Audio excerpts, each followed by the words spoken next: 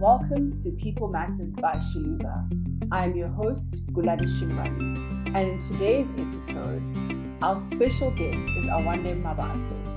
I came across one of Awande's videos while scrolling on TikTok, and just like that, like one does, I went through a rabbit hole of all her content and thought to myself, I have to have a conversation with her on the podcast.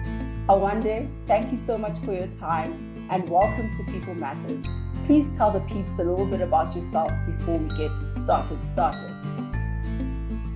Well, Kulani, thank you so much for having me. So, as you said, my name is Awande Mabaso. I'm a mindset and mindfulness coach to ambitious young and working professionals, particularly women usually, but I've also had a lot of men come my way as well. So, just helping people get over their anxiety, stress, depression, helping them move through their mental and emotional issues in order to find freedom and wealth. Awesome. That sounds like quite important and very exciting work as well. I just want to, before we get started in the conversation, and the conversation today is around bullying and victimization in the workplace. How did you get started in the work that you do, Awande?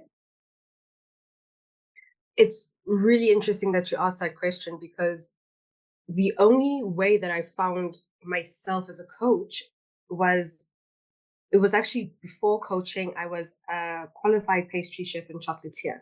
Oh, yum. And yeah, and so then I was moving from job to job, not happy at all, finding that there were a lot of places where either I was being bullied or the workplace culture was just really toxic. And so then I ended up going to an amazing therapist for health. I looked into mindfulness and I then went on to study. I then went on to study more courses. And then I just found myself in the coaching space, wanting people to never feel how I felt or being able to have the tools to move through it. And this is how we are where we are now. Oh my goodness, that is actually so interesting. From my favorite treats in the world, pastries and chocolate, if anybody knows me, to being a mindful coach and helping people navigate very tricky situations in the workplace. Talk about pivoting, but yeah, goodness, wow, it's amazing what we can achieve and what we can do when we put our minds to it, hey? No, exactly. Especially when it comes from such a personal place and from a place of passion, there's just so much we can do. That is so amazing. So I just want to get started on the conversation and just open with this particular question and ask you, how would you define bullying and victimization, and how prevalent do you think it is within the South African landscape, and maybe if you have any idea, also the African landscape? Okay. Workplace bullying, for me, it actually feels like such a difficult one to define because it feels so broad. It can come across in so many different ways, right? Yeah. But if you're feeling either intimidated or iced out in the workplace or being made to not feel good enough in the space, and that's not with imposter syndrome, that is just actually having others around you make you not feel good or even safe, especially the word safe, not feeling safe within the workplace.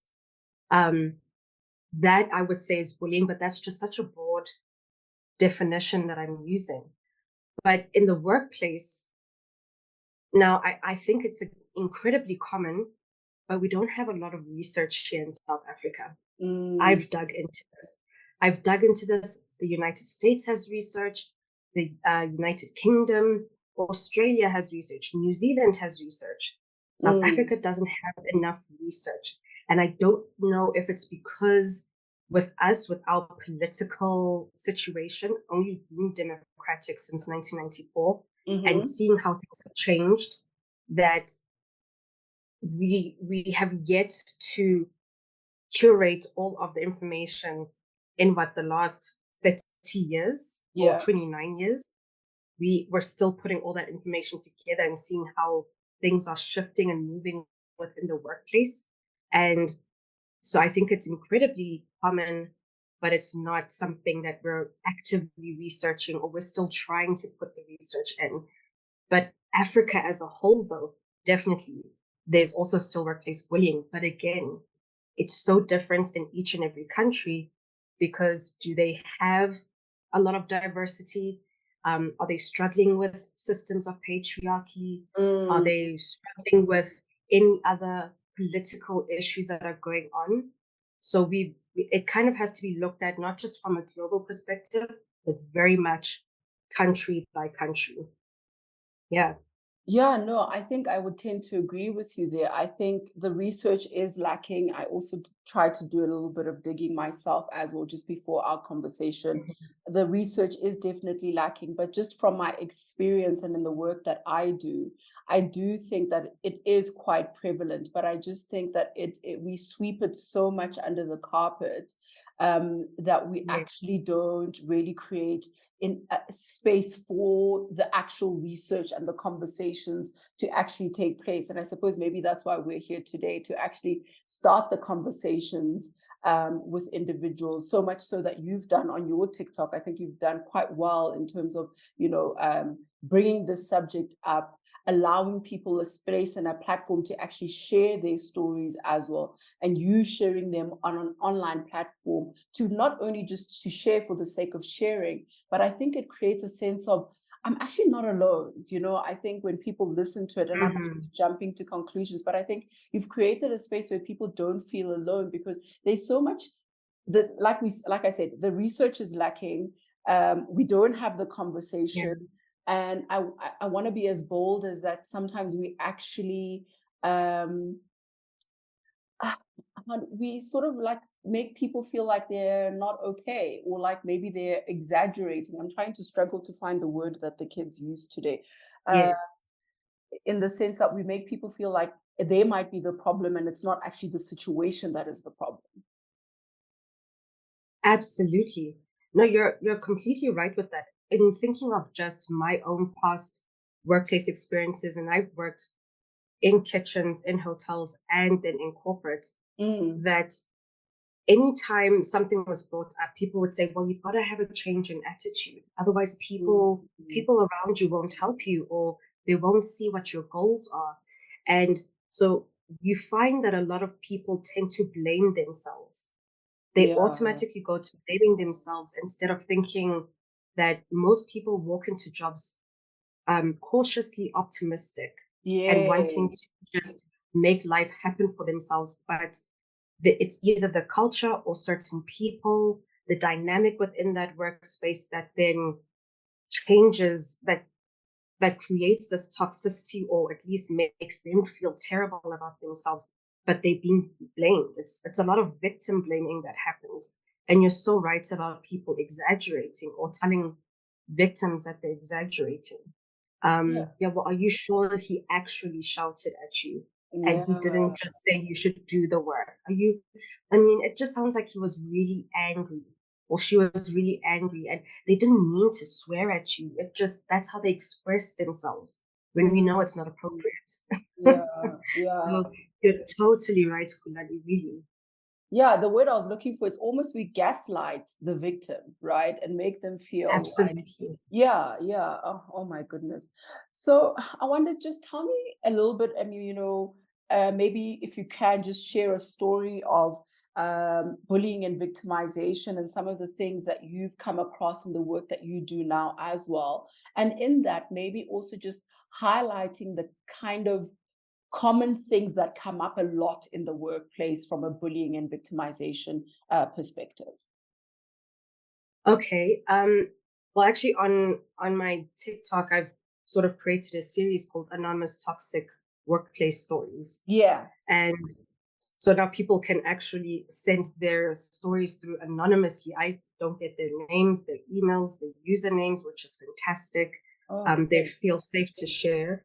But something that I've noticed with the bullying, and it happens in many different ways, Mm, whether they are very skilled, people bully those who are skilled, mm-hmm. because they don't feel good enough. They feel insecure, right? Oh You goodness, yeah. usually bullies feel so insecure, but they pick at something in particular. So if you're really skilled and they don't feel skilled, they bully.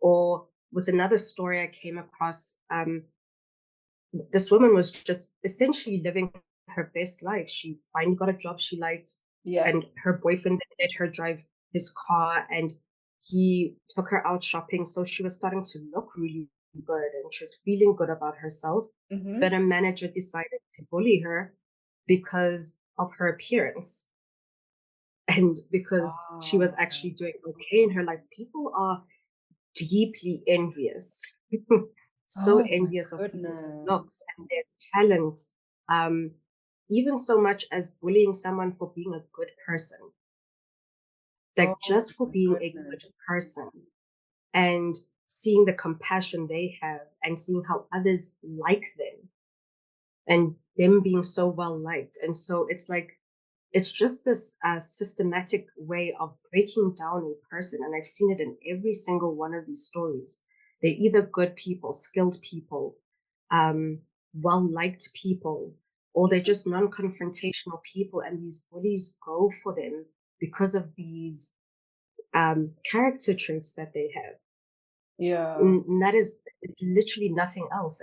And so you find that with a lot of these spaces, a lot of people aren't able to, they don't have the skills available to them to maneuver around the bullying. Yeah. Um, because a lot of times it has a lot to do with job insecurity. If I do something, I might lose my job. Mm, mm. And so people put up with bullying for extended periods of time until they just eventually leave. And that's incredibly sad. All of these stories that come through, really, really sad. It's the same thing. People either leave or um, they even get dismissed Oh somehow, wow. Oh unfairly wow. dismissed. And yeah, Yeah. it's sad to read.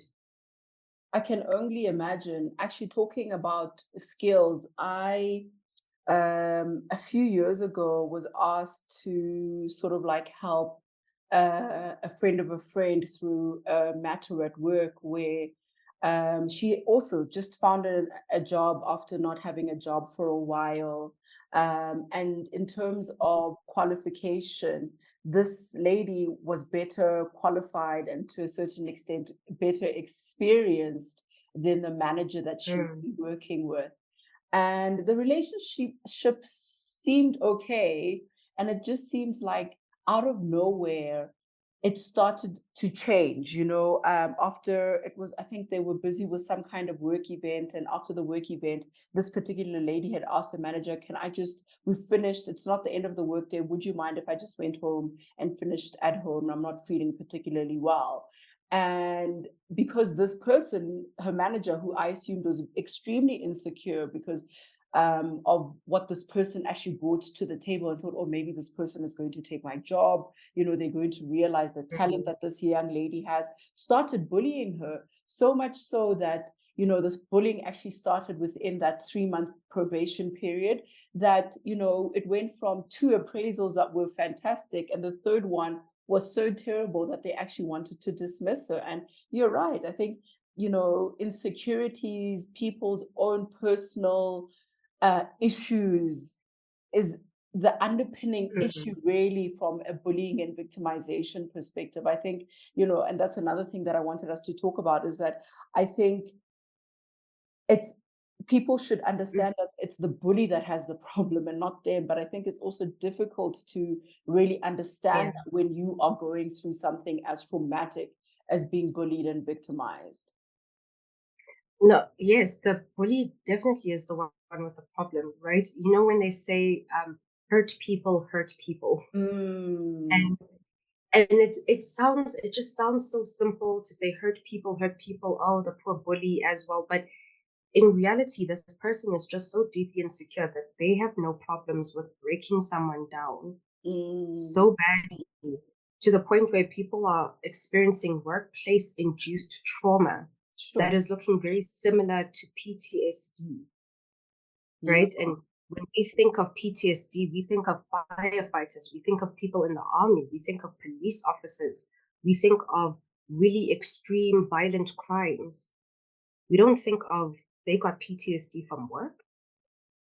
Actually, And yeah, yeah. yeah, I was actually going to say, I actually do a little bit of work around mental health in the workplace.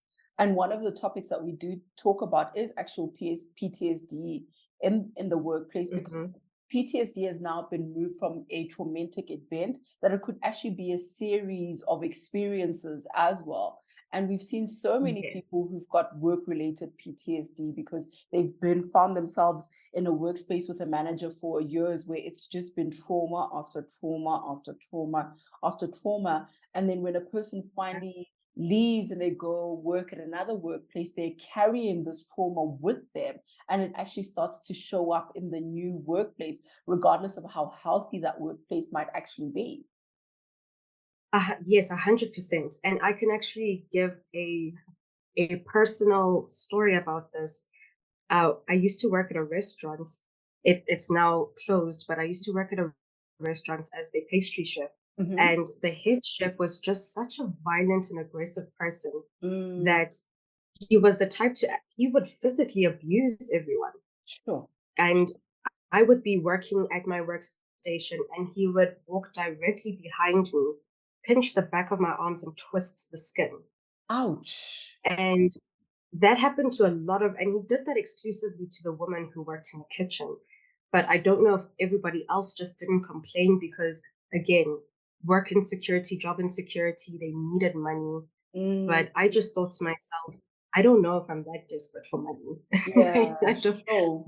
I'd rather I'd rather sort of struggle with paying bills than be this desperate for money. Yeah. And um, one day I actually screamed out loud, and people in the restaurant asked what was wrong. Is everyone okay? And he stopped.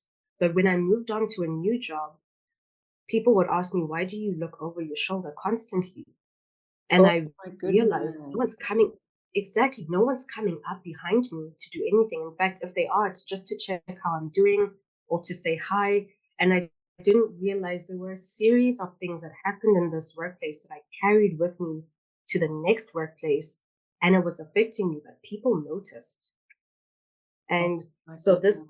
you can get this kind of trauma, this PTSD, or at least long lasting effects of the trauma from a workplace because of just some bully, some horrible person. Yeah, yeah.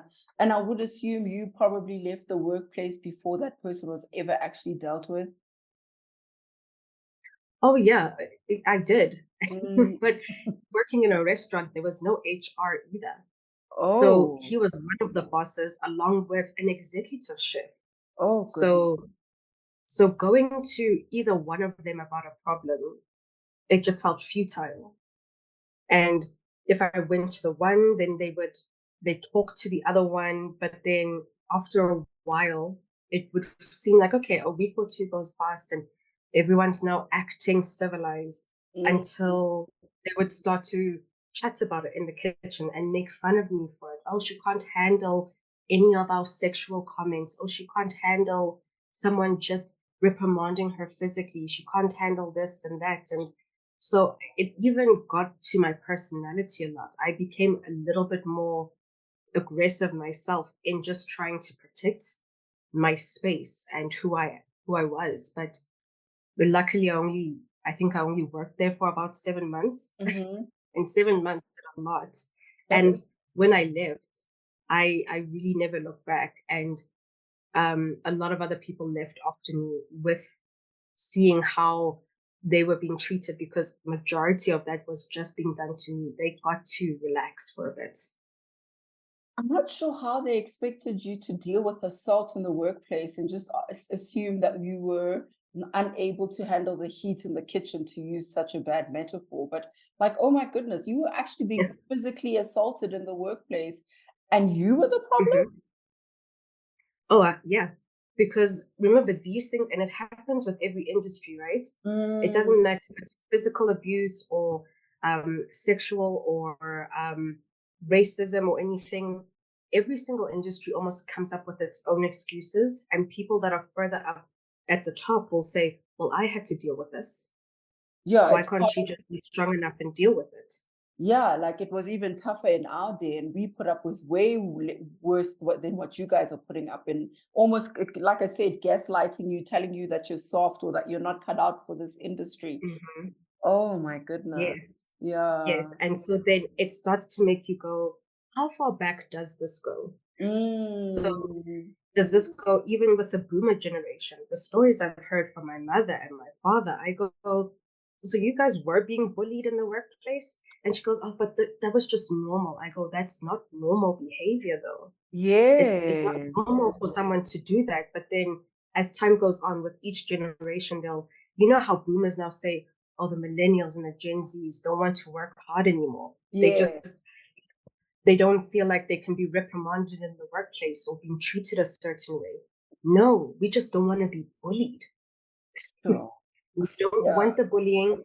And in fact, some people don't even want to climb up the corporate ladder. They just want to get money, pay their bills, and live a nice life or And a happy life. live a comfortable, happy life. I completely agree with you. Oh my Yes. goodness, that is, yeah, no, it's scary. It's scary, and I must say that, as in the work that I do as well, it is pretty. It's pretty difficult. And I suppose this comes to my next question. Considering the stories that you hear, the lived experiences that you've unfortunately had to go through, what do you think managers and HR professionals like me can do to foster better relations in the workplace that would see victimization and bullying in the workplace not become the norm, not something that we have to accept? It shouldn't be, you know, it's just part of making it in this particular industry. How can we do people justice? How can we do people better? I think it's with managers and HR, especially. Let me first look at managers. Yeah. I often feel like people don't always know what workplace policies and procedures are, like having Mhm. that employee handbook or knowing what the procedures are within the workplace. Yeah. And if managers were better empowered in that way, they'd be able to um, look at people who are workplace bullies and say, look, that behavior is just not going to fly in our Mm. workplace. I Yeah. love the way you do your work. I love the way everybody else does their work, but that just won't work out, especially if a manager also is well versed in how to actually has an effective managerial style. I Mm. think there's actually a couple of them, like authoritarian or laissez-faire, and there's many different kinds of managerial styles, but we have to first be looking at, are they able to manage people, or are they just knowledgeable about the work and happen to become manager? And there's a difference, And then, eh? yes, big difference. And people often see it like, okay, this person knows what they're doing, but they have absolutely no control over people. And I think oftentimes managers feel like they just need the work to come in so they can meet the bottom line, which is making money. Mm. And that's it. Instead of thinking that if I treat my staff with the respect they deserve and actually make sure that to an extent, everyone's relationships are working relationships are decent relationships. We don't have to be best friends. We just need for everyone to work well together. Then it just gives everyone that incentive to work well, and Yeah. you've got great results. Yeah. But then also on the side of HR, and I know HR does get unfairly blasted all the time. They do, because a lot of people have realized that, is HR really for the people or is HR for the company? Yeah. But HR is, I mean, they are there for the company to make sure that the company looks good, but Mhm. also um, in addressing the staff as well and making sure. And I think it's for HR's benefit to make sure that everyone does understand workplace policies and procedures. Also Definitely. checking in with managers to say, hey, I've gotten this report from your people. Are you handling that situation okay? um, Mm. and and actually addressing those kinds of issues in that sense. because again, you've got people who work in HR and it's human resources, but I think sometimes some HR, just like managers, forget they're dealing with humans and not just the company. Yes. Yeah. Yeah. Yeah. Yeah. So No, people forget what the job is. They have that title or the position, but it's just what is the job?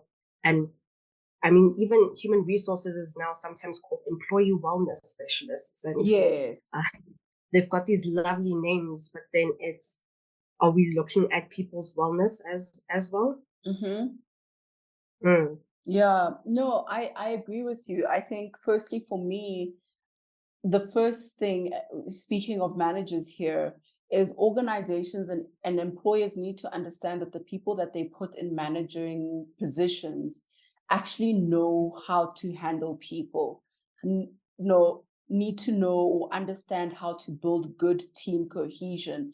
So many people are good at their jobs, but not everybody is good at managing people. And guess what? That's okay. Just don't let that person manage people. You can let them do the work that they need to do, because there's so many people. Managing people is hard, it's extremely hard, but it's Yes, not for everybody. So I think making sure that people in managerial positions know how to manage people, number one, because managing being a manager, being a team leader, I would assume that a bulk of the job is actually just ensuring that your team works well together, that the output is where it's supposed to be, etc., etc., etc. And also realizing not everybody's going to be a good manager, and that we should just let people thrive where they actually thrive, instead of trying to make people sink or swim in places they have no places being sinking or swimming. So yeah, definitely. yeah, I mean, there's even and I know that even with my own TikTok, I speak a lot about the colleagues or just normal employees, and I'm often talking about managers or bosses being in the wrong. But a lot of times managers are put in really difficult positions. yeah. And and I say that specifically with, let's say, South Africa's landscape in Okay. particular. Um, Being a female manager is really difficult. A lot of people don't like female managers, but you might find that many of them came in with the best intentions to be some of the best managers. But sometimes managing men can be difficult. Mm-hmm. Sometimes managing, if you are a woman of color, managing others who are white can be difficult. Mm-hmm. Or they might minimize your skill set as a manager. Mm-hmm. Just like an interview I'd gone to where the guy was interviewing me, he said, you know, you're fantastic. On paper, you really, really are great. Mm. But I have a lot of men that are working there back there. Mm. And they're all men of color. I've seen how they act around women. And although I really like you and I like your skill, I feel like they will walk all over you. You Goodness. will not be able to manage these men. And he actually admitted, I think I made a mistake. I need to actually interview a man. I don't want to be sexist at all, but I need to interview a man for this position. And his honesty, it was refreshing to have that kind of honesty instead of having someone, say to you, oh, well, we can't give you the position at this point in time. But he actually told me the reason why. And it had less to do with me than the staff that he's employed, and realizing that they are very sexist themselves. So managers have that difficult position and having to prove themselves and their skill. And some of them change as well, just to suit the workplace climate that they're in. Some people Mm. actually become meaner, or they become more stoic. They speak with more aggression when that was maybe not how they started off in the beginning. Yeah, yeah. And Goodness. so workplace bullying can also come from the bottom and not just from the top. Yeah. How do we Yeah. begin to support the victims? How do we de-victimize people who are going through this unfortunate set of circumstances? How do we, as colleagues, as managers, as HR, as people in general, because at the end of the day, I don't think the responsibility is only just left to one. It's not left just to the managers, not left just to the HR personnel. But how do we begin to support people? How do we create workplace environments that are conducive for people to speak out? Because I think also half of the battle is not won because people just don't talk about it. They just, you only find out once somebody has resigned and you think to yourself, Aibo, I wonder, why did you leave? And then you start to hear the stories of what actually showing up at work for you was really like. Yes. Some people do tend to keep quiet, but there are some people who vocalize, and like how we said in the beginning, others think, oh, they're exaggerating. They're exaggerating. So eventually they do become quiet because, well, then there's nothing I can do. I've already said something, but no one's believing me, or people might think I'm exaggerating. So we need to really make an effort to believe people and their stories. Like Yeah. how you might want to, like I said, with victim blaming, people oftentimes don't want to believe the victim or want to look at the perpetrator as with softer eyes, with a kinder lens, and instead of saying, hey, you hurt this person. But I think it's a lot more complicated than we realize, because a lot of CEOs or managing directors sometimes create the toxic workplace culture. So if it's already been created from the very top, it's really difficult to fix everything else if they don't see anything wrong. And then we've got the issue of also, again, a lot of CEOs, managers, bosses that feel whatever's going on between colleagues, the little squabbles, the fights, the whatever, just knock it out, stop doing it, instead of addressing deeper issues. They see things as just being really casual or surface level, instead of realizing that small things build up over time. Very And true. yes, so it stacks up. So it's almost like a lot of this work from a lot of people has to be done little by little, and deconstructing what the actual problems in specific workplaces look like, because it's different from workplace to workplace. Is it bad management? Is it the CEO has created this culture, in which case it is even harder to deconstruct, and that place will likely be like that for a very long time until they realize they're losing good people? Is it because they realize some of their best people that they have are the bullies, but they bring in the money, and so they don't want to risk losing them? So there's so many questions, and it's such a difficult question to answer on how everyone can get involved in either helping the victim or stopping bullying. So oftentimes I tend to focus on the victim themselves, and say, depending on what the bullying is, can we work around it? Are you able to know what the company procedures are yet again, so that you can challenge that with the manager, with HR, and say, this is how I'm being treated. I'd like to put in a complaint, knowing what would be an unfair dismissal should it ever get to that point. And also then allowing them to find the tools that they need to help their mental health, and knowing these are the strategies you need as well, because the workplace might not necessarily be able to provide that. Not every place has the funds available for wellness programs. And again, wellness programs tend to focus more on the victim, not so much the company either. We can't change an entire company's dynamics and culture unless if the people at the very top are willing to do it. And the people at the very top often aren't highly involved in everything happening at the bottom either.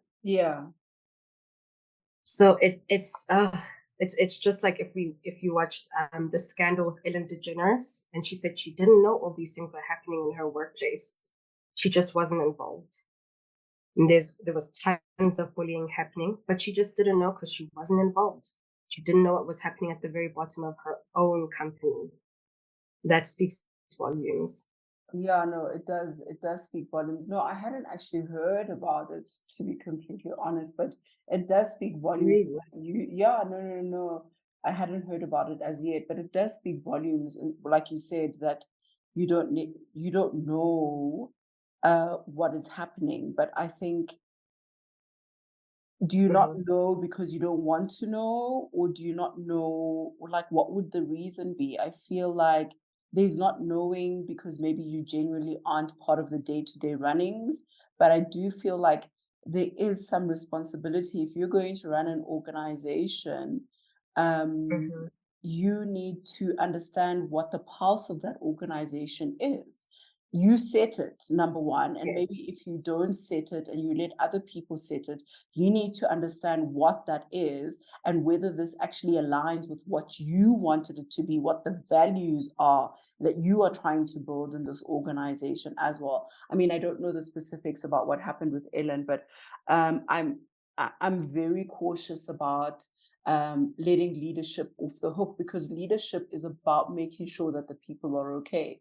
Leadership isn't telling people what to do; it's about steering the ship in a manner that allows people to thrive in what they're good at. So the output that you want from them is also at the level that they're at, while people feel fulfilled, valued, and part of a growth strategy, not only just for them as an individual, which is extremely important, but also for the organization as a whole.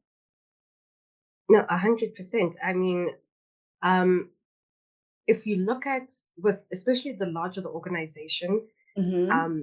CEOs and managing directors oftentimes don't have the time to see what's happening at the bottom, Yeah. or they feel they've entrusted others that they've hired to take care of that work, Mm, not knowing that the people that they've hired may be acting out of character or out of not acting within the conduct of the company.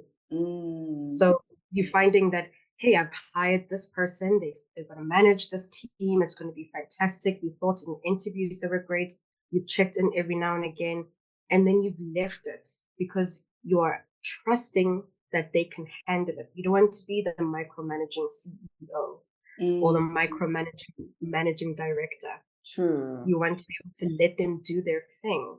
And unfortunately, also, if a workspace doesn't make it safe for those or for others to report anything going on, you'll never hear anything. Yeah. It's completely quiet. You're just thinking results are coming in, money's flowing, people are doing great, let's go. But I feel like every now and again, they just need to touch base to find out. I mean, I worked at a place where they had anonymous surveys, Mm-hmm, mm-hmm. electronic anonymous surveys. And my colleagues and myself went ham on those things. We just typed away in our shared office, Yeah. typing all our problems. But again, the funny thing is that even though it was, we were given the space to share, nothing changed. So if Goodness. you're going to make it such that people can share and even anonymously, then you need to actually address the issues as the CEO, even if you do have multiple companies, Yeah. just making sure that, hey, okay, I've heard there are problems here. Can we sort that out and come back to me with the findings? We need to know what's going on. Otherwise, scandals break. And I feel like South Africa, especially, we're sort of behind in terms of a lot of things that are happening right now. We Mm-hmm. still haven't hit our Me Too movement just yet. We Goodness. haven't hit our Black Lives Matter movement yet. We're Mm, still behind in terms of political trends, if I can put it that way. yeah. We're very much behind, and these things will come out. They will come out. Still we're still finding our feet within our own democracy and workspaces and people. Yeah.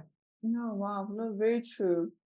You know, so as we sort of like come to a close, I just want to have a discussion around how much do you think diversity, inclusion, and equity and issues around those concepts play in the workplace in terms of bullying and victimization? Huge, Mm, huge, huge. And I could tell stories for days, right? Tell us a Um, story. Tell us a story, Awande. Tell us a story. okay, so this one has it. I will say it has to do more with sexism, but also with religious prejudice Okay. and race. It's all sort of put into one. So, working in, I was working in fast moving consumer goods. I've also been in that industry Mm-hmm. myself. And there was a colleague of mine, and she's actually a white woman, but she had converted to Islam many years ago. Okay. So she wore full scarf and everything. But funny enough, wearing full scarf, she came across quite racially ambiguous. You would be like, you'd think, is she just very light in complexion? What's happening there? And a few years later, she met and married a Pakistani man. Okay. Now, I worked in an area and within a lot of Afrikaans people. Mm-hmm. So they were not the most accepting. I mean, the fact that they were just nice to me was bizarre enough. But they would tell her, you don't get paid enough because you're Muslim. You know that you don't get paid enough because our bosses feel like if your husband got a job, then it would be fine. But clearly, you guys can survive off of your teeny tiny salary. Oh my You can't do goodness. things better because of you're a woman or you do. Like they went in on her. They'd forget that she's literally one of them. She was a white Afrikaans woman as well, who had just happened to convert. They were so upset with her being Muslim. They didn't know her when she was Christian. They're just upset that she's a white woman who's Muslim and chose to be with a Pakistani man and have a child with him. So they made it such that she would struggle at work and she received the same salary for 5 years in a row. Oh. No increases, none whatsoever. But because her husband was being discriminated against, he couldn't find work.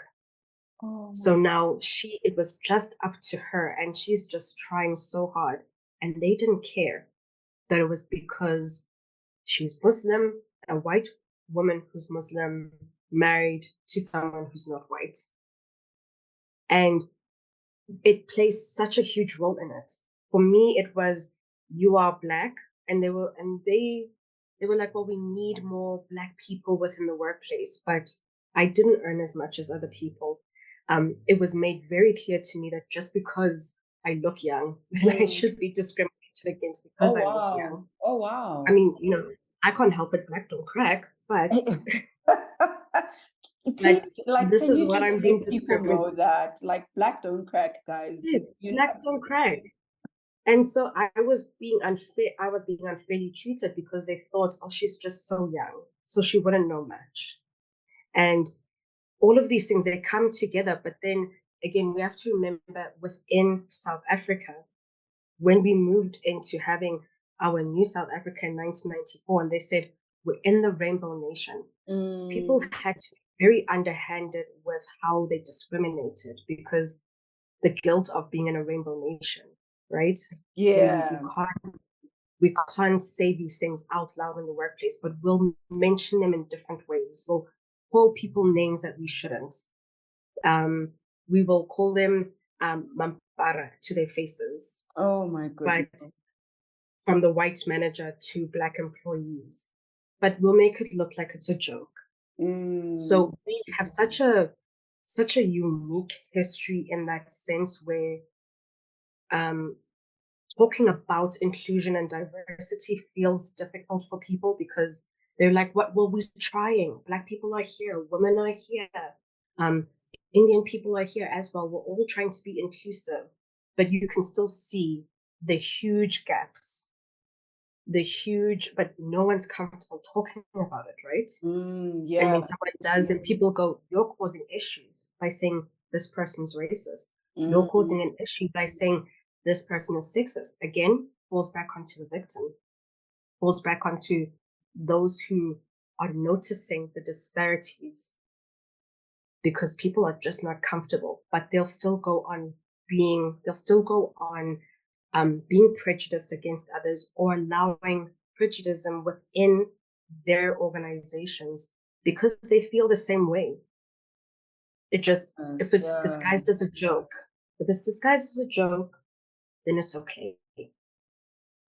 Oh Yeah. my goodness. Oh my goodness. We have a remember lot to unpack. a lot. I just remember that Mambara story because I watched that TikTok video. And I think it's one that you should tell because I think people really don't understand the extent of what some people actually really go through in the workplace. Won't you just tell that story just before we close? With pleasure, because I can now laugh at it. But I had a supervisor who would often call a lot of and she's white, Yeah. and she would call a lot of the black people around her Mampara. And I Mm, remember asking her one day, why do you use that word? Because mm, it's just a joke. mm. It's just a joke. And I said, it doesn't feel like a joke because this word means buffoon. It means you fool. So Yeah. I don't find it funny at all. My parents don't call me that. Mm. And then she said, well, it's just a term of endearment. It's just supposed to be funny. So I let that day close. And I thought, okay, you know what? I need her to feel a taste of this medicine. Yeah. Instead of me going to our manager or even to HR, I need her to understand the error of her ways here. Yeah. And so the next day, I then went up to her, and as we're working, and she also made a silly mistake. I said, "Ah, you mampara," and she immediately stiffens up, and the smile is wiped off of her face, and she said, "Don't call me that. Don't ever call me that." And I said, "I thought you said it was a term of endearment. Mm. So I'm just showing you my love." And she stopped. Yeah. She stopped right there and then, because my theory was, if she had to also go to HR, what exactly would she say? Exactly. Awande called me a mampara. Okay, why did she do that? Because I call everyone else that. Exactly. You have to kind of think about it and go, yeah, this is not worth complaining about. I'll just keep quiet. Yes. And she did. I have zero leg to stand on, right? There we go. And it was a small victory, but a victory nonetheless that I took with me. Goodness. Yeah. Yeah. Yeah. Let that be a lesson. Yes. Let that be a lesson. Yes. Awanda, I just want to say thank you so much for your time and thank you so much for the conversation. I really do appreciate it. And I hope our listeners find value in the conversation that we've had. But before we close, where can people find you? What's your handle on TikTok? If people want to come to you for coaching, et cetera, where do people find you? Okay, so my handle on TikTok is _powerfully mindful_. It's the same on Instagram, but Instagram I'm a bit lazy, so TikTok is much better. Like I can't Instagram, it's just too much curation. TikTok I can chat and leave. Right. And then my website is powerfullymindful.com. There's no special spelling, it's just powerfullymindful.com. And you can find me on there. If you do want coaching with me, very first session, if you use the code coach me in all caps, one word, coach me, then you only pay 150 Rand for your first coaching session. Awesome. I hope everybody caught that. If you haven't, you're more than welcome to email us, and my team on my side will forward you those details. Awande, once again, thank you so much for your time. I really do appreciate it. Thank you so much. Maybe one day we can do this again, go deeper as well. No, definitely. I completely agree with you. I do think that we definitely have to have another conversation sometime soon. Yeah. Thank you, Kulani. Thank you. Thank you. Until next time, thank you, everybody, and we shall chat soon. Bye, everybody.